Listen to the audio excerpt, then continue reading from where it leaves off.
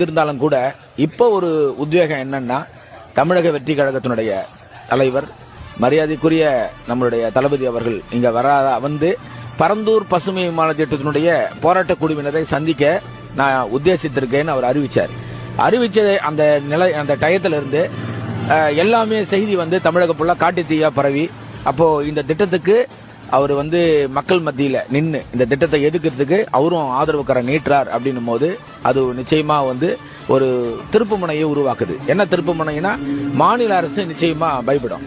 ஏன்னா தளபதியினுடைய வேகங்கிறது அவர் கட்சி ஆரம்பிக்கும் போதே என்ன அட்டென்ஷன் கிடைச்சதுங்கிறத மாநில அரசு எல்லா வகையிலும் பார்த்துட்டு இருக்காங்க, மக்களும் பார்த்துட்டு இருக்காங்க.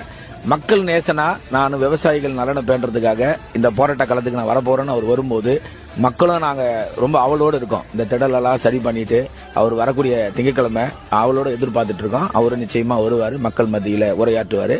இந்த களத்துக்கு வந்துட்டு பிறகு மாநில அரசு நிச்சயமா யோசிக்கும். ஆக இது இனிமேல் இந்த திட்டத்தை நம்ம கைவிடுற வழியை தவிர வேற வழி இல்லை.